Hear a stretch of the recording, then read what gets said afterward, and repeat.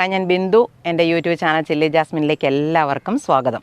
നമ്മുടെ ടെറസിൽ ഒരു പഴച്ചെടി, അത് ഗ്രോ ബാഗിലായിക്കോട്ടെ ചട്ടിയിലായിക്കോട്ടെ, പെട്ടെന്ന് കായ്ഫലം കിട്ടത്തക്ക രീതിയിൽ എങ്ങനെയാണ് നട്ടുപിടിപ്പിക്കേണ്ടത് എന്നൊക്കെയുള്ളതാണ് ഇന്നത്തെ നമ്മുടെ വീഡിയോ.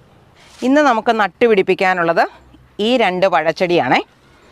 ഇത് വിയറ്റ്നാം സ്വീറ്റ് മാൾട്ട എന്ന പേരെഴുതിയിട്ടിരിക്കുന്ന ഒരു ചെടിയാണ്. ഇത് നമ്മൾ നമ്മുടെ വീടിനടുത്തുള്ള ഒരു നഴ്സറിയിൽ നിന്ന് വാങ്ങിച്ചതാണ്. എപ്പോഴും ഞാൻ വീഡിയോ ഇടുന്ന അവസരത്തിൽ നമ്മുടെ കൂട്ടുകാർ നമ്മളോട് ചോദിക്കാറുണ്ട്, ഇത് എവിടെ നിന്നാണ് ഈ പഴച്ചെടി വാങ്ങിച്ചത്. ഈ ചെടിക്ക് വാങ്ങിച്ചിരിക്കുന്നത് 250 രൂപയാണ്. അപ്പോൾ ഈ സ്വീറ്റ് മാൾട്ട ഓറഞ്ച് എന്ന് പറയുന്നതിനെക്കുറിച്ച് ഇതിന് മുന്നേ നട്ടുപിടിപ്പിച്ചിട്ടുള്ളവരുണ്ടെങ്കിൽ, കായ്ച്ചിട്ടുള്ളവരുണ്ടെങ്കിൽ എനിക്കൊന്ന് കമൻറ്റ് ചെയ്യണം. ഇത് നല്ലതാണോ, വലിപ്പം വെക്കുന്ന ഓറഞ്ചാണോ, മധുരമുള്ളതാണോ എന്നൊക്കെ. നേഴ്സറിക്കാരൻ പറയുന്നത് കേട്ടിട്ടാണല്ലോ നമ്മൾ അധികവും വാങ്ങിക്കുന്നത്. അങ്ങനെ ഞാനിത് വാങ്ങിച്ചിരിക്കുന്നതാണ്. അപ്പം നമുക്കിതിനെ ഒന്ന് നട്ടുപിടിപ്പിക്കണം.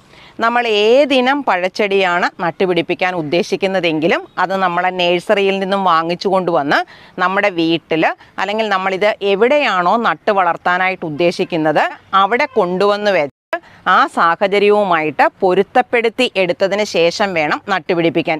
ഏറ്റവും കുറഞ്ഞത് ഒരു 2 ആഴ്ച എങ്കിലും ചെടി കൊണ്ടുവന്ന് നമ്മൾ നട്ടുപിടിപ്പിക്കാനുള്ള സ്ഥലത്ത് വെച്ചിരുന്നിട്ട് വേണം നട്ടുപിടിപ്പിക്കാൻ.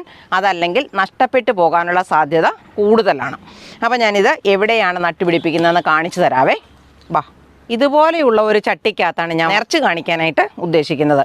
അപ്പം ഇത് നിങ്ങൾക്ക് നോക്കിയാൽ അറിയാം, നല്ലതുപോലെ ചുവട്ടിൽ വെള്ളം വാർന്നു പോകുന്നതിനാവശ്യമായ ഹോൾസ് ഇതിനുണ്ട്. നമ്മളിപ്പോൾ ഏത് പാത്രത്തിനകത്ത്, ഗ്രോ ബാഗിനകത്താണെങ്കിലും ചട്ടികൾക്കകത്താണെങ്കിലും നിറയ്ക്കാൻ എടുക്കുമ്പം ആദ്യം നോക്കേണ്ടത് ഇതാണ്, വെള്ളം വാർന്നു പോകുന്നതിനാവശ്യമായ ഹോൾസ് അതിനകത്തുണ്ടോ. ഇനി നമ്മൾ ചെയ്യുന്നതെന്ന് പറഞ്ഞാൽ, നമ്മൾ നിറയ്ക്കുന്ന മണ്ണ് ഇതിൽ കൂടെ ഒഴുകി പോകാതിരിക്കാൻ നമ്മൾ ഓടിൻ്റെ കഷ്ണങ്ങളോ ഇഷ്ടികയുടെ കഷ്ണങ്ങളോ ഒക്കെ ഉപയോഗിച്ചിട്ടാണ് സാധാരണ അടച്ചു വയ്ക്കുന്നത്. അങ്ങനെ വെക്കാനുള്ള കാരണം എന്ന് പറഞ്ഞാൽ, ഓടിൻ്റെ കഷ്ണങ്ങൾക്കും ഇഷ്ടികയുടെ കഷ്ണങ്ങൾക്കും വെള്ളം വലിച്ചു നിർത്താൻ, പാത്രത്തിനകത്ത് നനവ് നിലനിർത്താൻ കഴിവുള്ളതാണ്. അതുകൊണ്ടാണ് നമ്മൾ അത്തരത്തിലുള്ള കഷ്ണങ്ങൾ ഉപയോഗിക്കുന്നതിനുള്ള കാരണം. അപ്പം ഞാൻ എല്ലാ ഹോളുകളും നമ്മൾ മുകളിൽ നിന്ന് നോക്കിയാൽ അടച്ചിട്ടുണ്ട്. പക്ഷേ വെള്ളം വാർന്നു പോകാനുള്ള സൗകര്യം അപ്പോഴും അതിനകത്ത് കിട്ടുന്നുണ്ട്.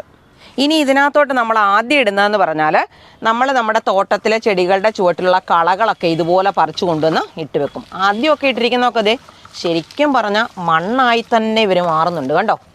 അപ്പോൾ നമുക്ക് മനസ്സിലാക്കിയെടുക്കാം. ഇത് കണ്ടോ, ഇതെല്ലാം ആദ്യം ഇട്ടതൊക്കെ നല്ല മണ്ണായി തന്നെ മാറിയിട്ടുണ്ട്. അപ്പം ഞാൻ ഈ കുറച്ച് പച്ചപ്പുള്ള സാധനങ്ങൾ തന്നെയാണ് ഇടുന്നത്. അതിപ്പം നമ്മുടെ ഇഷ്ടത്തിന് ചെയ്യാം. ഇതിനകത്തുനിന്ന് കളകൾ പറിക്കുന്നതാണ് ഞാൻ ഇതിനകത്ത് ഉപയോഗിക്കുന്നത്. അപ്പോൾ നമ്മളിത് ഇതുപോലെ ഇട്ടതിന് ശേഷം കുറച്ച് ഉണങ്ങിയ ഇലകൾ ഇതിൻ്റെ മുകളിലോട്ട് ഇടുവാണേ. കാരണം പച്ചിലകൾ അവിയുമ്പം ചൂടുണ്ടാവും. അപ്പോൾ ആ ചൂട് നമ്മുടെ ചെടിയിലേക്ക് അടിക്കാതിരിക്കാൻ വേണ്ടിയാണ് നമ്മൾ ഇതുപോലെയുള്ള ഉണങ്ങിയ ഇലകളെ ഇതിനകത്തോട്ട് ഇട്ട് കൊടുക്കുന്നത് കേട്ടോ.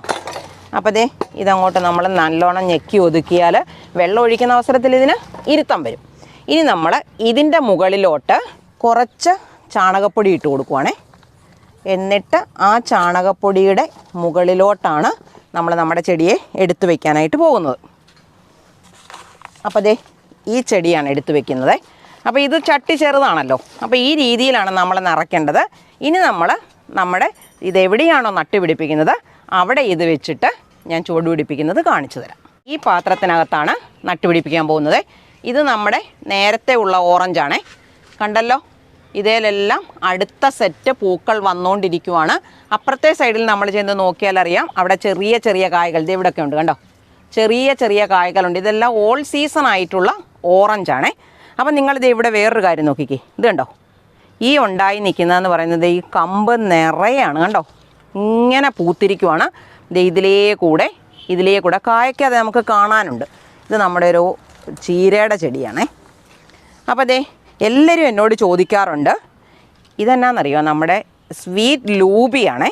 നല്ല സാധനമാണ്. ഈ വന്നിരിക്കുന്ന കമ്പ് കണ്ടോ, ഇതിലെല്ലാം നിറയെ മുള്ള. ഇത് ശരിക്കും പറഞ്ഞാൽ നമ്മുടെ ഒറിജിനൽ ചെടിയല്ല. ഇതിൻ്റെ ബഡ്ഡിങ് നടത്തിയിരിക്കുന്ന കണ്ടോ, ഇതിൻ്റെ മുകളിലോട്ടാണേ. ഇതിന് താഴെ വന്നിരിക്കുന്ന സാധനമാണിത്. അപ്പോൾ അതെന്തോ കാട്ടുചെടി ആയതുകൊണ്ടാണ് ഇങ്ങനെ മുള്ളു വരുന്നത്. അപ്പോൾ അത് നമുക്ക് പറ്റുന്നതല്ല, അല്ലെങ്കിൽ നമുക്ക് വേണ്ടാത്തതാണെന്ന് മനസ്സിലാക്കി നമുക്കിതിനെ അങ്ങ് കണ്ടോ ഇത്രയും ഇതുപോലെ ഒടിച്ച് കളയേണ്ട കാര്യമേ ഉള്ളൂ. അപ്പോൾ ബാക്കി ഈ ചെടി നല്ല ആരോഗ്യത്തോടെ വളർന്നോളും. ഈ സ്വീറ്റ് ലൂബിയുടെ അടുത്ത് നമ്മുടെ പഴയ ഓറഞ്ചിൻ്റെ അടുത്താണ് ഇതിനെ നടാൻ പോകുന്നത്. അപ്പോൾ ഇതിനെ നട്ടു വയ്ക്കാൻ ആവശ്യമായിട്ടുള്ള ഒരു ചെറിയ ഹോള് ഞാൻ ഇതിനകത്ത് ഉണ്ടാക്കിയെടുക്കുക. അപ്പം നിങ്ങൾക്ക് നോക്കിയാലറിയാം, ഉണങ്ങിയ ഇലകളൊക്കെ ഇട്ടിട്ട് നിറച്ച് വെച്ചിരിക്കുന്ന ഒരു ചട്ടിയാണിത്. അപ്പോൾ ഇതിനകത്ത് നമ്മുടെ ചെടി നടാനുള്ളത്ര ആവശ്യമായ ഒരു ചെറിയ ഒരു കുഴി പോലെ ഇതിനകത്ത് ഉണ്ടാക്കിയെടുക്കുക. ഇനി നമുക്ക് ഇതിനെ ഇതിനകത്തുനിന്ന് പൊക്കിയെടുക്കണം. അപ്പോൾ ഞാൻ ഇതിനെ പതുക്കെ ഒന്ന് കീറിയിട്ട് ഇത് അഴിച്ചു നോക്കണം. ചിലപ്പോഴാണെങ്കിൽ ഇങ്ങനെ കുഴഞ്ഞ മണ്ണിനകത്തായിരിക്കും. അങ്ങനെയാണെങ്കിൽ നമുക്കിതിനകത്തുനിന്ന് കുറച്ച് കുഴഞ്ഞ മണ്ണിനെ മാറ്റിയിട്ട് വേണം നടാൻ. അപ്പം ഞാൻ ഇതിനകത്തുനിന്ന് ഇതുപോലെ പൊക്കിയെടുക്കുക. കുറച്ച് കുഴഞ്ഞ മണ്ണൊക്കെ തന്നെയാണ് കേട്ടോ, പക്ഷേ താഴെ വരേക്കും ഇതിൻ്റെ വേര് വന്നിട്ടുണ്ട്. അപ്പം ഞാൻ ഇതിനകത്തേക്ക് തന്നെ അങ്ങോട്ട് വെക്കുക. അപ്പോൾ ഈ വെക്കുന്നതിന് മുന്നേ ഞാൻ ഇതിനകത്തോട്ട് കുറച്ച് ചാണകപ്പൊടി ഇട്ട് കൊടുക്കുവാണേ. നമ്മൾ നിറച്ച് വെച്ചിരിക്കുന്ന പാത്രമാണല്ലോ, അതുകൊണ്ട് നമുക്ക് നേരിട്ട് കുറച്ച് ചാണകപ്പൊടിയെ ഇട്ട് കൊടുക്കാം. എന്നിട്ട് ഞാൻ അതിൻ്റെ മുകളിലേക്ക് ഇതിനെ വെക്കാൻ പോവാണേ. ഈ മണ്ണ് കണ്ടോ, ഈ പശിമയുള്ള മണ്ണിനെ നമുക്ക് കുറച്ച് അടത്തിയും കളയണം. അപ്പം ഞാൻ ഇതിനകത്തോട്ട് കുറച്ച് മണ്ണിനെ അടത്തി കളയുക. വേരൊന്നും പക്ഷേ ഇളകരുതേ. വേരിളകി കഴിഞ്ഞാൽ ചിലപ്പം ഇത്തരത്തിലുള്ള ചെടികളൊക്കെ ആയതുകൊണ്ട് ഇത് വിയറ്റ്നാം ചെടി എന്നാണ് പറഞ്ഞിരിക്കുന്നത്. അപ്പോൾ അവർ ചിലപ്പോൾ ലെയർ ചെയ്തോ കമ്പൊടിച്ച് കുത്തിയിട്ടോ ഒക്കെ ആയിരിക്കും നമുക്ക് കൊണ്ടുത്തരുന്നത്. അപ്പം നഷ്ടപ്പെടാതിരിക്കാൻ വേണ്ടി നമ്മൾ ആ പശിമയുള്ള മണ്ണിനെ കുറച്ച് ഇളക്കി കളയണം, അല്ലെങ്കിൽ ഇവരുടെ വേര് പുറത്തോട്ട് വരത്തില്ല. അപ്പം ഞാൻ ഇതുപോലെ കുറച്ച് കളഞ്ഞതിന് ശേഷം ഞാൻ നിങ്ങളെ കാണിക്കാവേ. കുറച്ചധികം മണ്ണ് ഞാൻ കളഞ്ഞിട്ടുണ്ടേ. എന്നിട്ട് ഞാൻ ഇതിൻ്റെ മുകളിലോട്ട് ഇങ്ങനെ വെച്ച് കൊടുക്കുക. കണ്ടോ, ഇങ്ങനെ വെച്ചതിന് ശേഷം ഞാൻ ചെയ്യുന്നതെന്ന് പറഞ്ഞാൽ, ഇനി ഇതിൻ്റെ മുകളിലോട്ട് ഞാനിതുപോലെ കുറച്ച് ഉണങ്ങിയ ഇലകൾ ഇട്ട് കൊടുക്കുവാണേ. കുറച്ച് മാത്രമാണ് ഇട്ട് കൊടുക്കുന്നത്. ഇങ്ങനെ ഇട്ട് കൊടുത്തതിന് ശേഷം ഇതിൻ്റെ വശങ്ങളിലേക്ക്, ചെടിയുടെ തണ്ടേൽ മുട്ടാതെ വശങ്ങളിലോട്ട് നമ്മൾ കുറച്ച് ചാണകപ്പൊടി കൂടെ ഇട്ട് കൊടുക്കും. കണ്ടോ, ഇങ്ങനെ നമ്മൾ ചാണകപ്പൊടി ഇട്ട് കൊടുത്തിട്ട് കണ്ടോണം, ഇതിൻ്റെ മുകളിലോട്ടുണ്ടല്ലോ ഇത് കുറച്ച് എല്ലുപൊടിയാണ്. ഇപ്പം ചെടികൾ പൂക്കാനും കായ്ക്കാനും ഏറ്റവും വേണ്ടത് ഫോസ്ഫറസ് ആണ് കേട്ടോ. വലിയ കായ്കൾ ഉണ്ടാകുന്നതിനാണ് നമ്മൾ പൊട്ടാഷ് ഉപയോഗിക്കുന്നത്. പൂവിടാനും കായ്ക്കാനും നമുക്ക് ഫോസ്ഫറസ് ആണ് വേണ്ടത്. അപ്പം നമ്മൾ നല്ലതുപോലെ എല്ലുപൊടി ഇട്ടു. അത് ഏതിനം പഴച്ചെടിക്കാണെങ്കിലും എല്ലുപൊടി കൊടുക്കുന്നത് വളരെ നല്ലതാണ്. അപ്പം നമ്മളിങ്ങനെ എല്ലുപൊടി നേരിട്ട് കൊടുത്തില്ലെങ്കിലും കുഴപ്പമില്ല, നമ്മുടെ ജൈവ സ്ലറി ഒഴിച്ചു കൊടുത്താലും മതി. ഇതിൻ്റെ മുകളിലോട്ടുണ്ടല്ലോ, ഇത് നമ്മുടെ പോട്ടിംഗ് മിക്സ് ആണേ. അപ്പോൾ കുറച്ച് പോട്ടിംഗ് മിക്സ് ഇടും. കണ്ടോ, ഇങ്ങനെ കുറച്ചളവിൽ മതി. അപ്പോൾ ഇതിനിപ്പോൾ എന്തായാലും കുറച്ച് ഇരുത്തം വരും. അങ്ങനെ ഇരുത്തം വന്നതിന് ശേഷം നമുക്ക് ഓരോ പ്രാവശ്യവും വളമിടുമ്പം വളത്തിൻ്റെ കൂടെ കുറച്ച് മണ്ണും കൂടെ ചേർക്കാനുള്ളത്ര ഇട ഇതിനകത്ത് നിൽക്കുകയും ചെയ്യും. എപ്പോഴും ഈ വക്കത്തൂന്ന് കുറച്ച് താന്ന് നിൽക്കത്തക്ക രീതിയിൽ മണ്ണും വളവും ഒക്കെ ഇട്ട് കൊടുത്താലും വരാവുള്ളൂ. കണ്ടോ, അപ്പം നമ്മളിത് ഈ ചെടിയെ ഇങ്ങനെ നട്ട് വെച്ച് കഴിഞ്ഞു. ഇനി നമ്മൾ ചെയ്യേണ്ടത് എന്നാണെന്നറിയോ, ഇങ്ങനെ നട്ട് വെച്ച് കഴിഞ്ഞാൽ ഉടനെ ഇത് സ്യൂഡോമോണാസ് ആണേ. സ്യൂഡോമോണാസ് ഉണ്ടെങ്കിൽ സ്യൂഡോമോണാസ് കലക്കി ഒഴിക്കാം.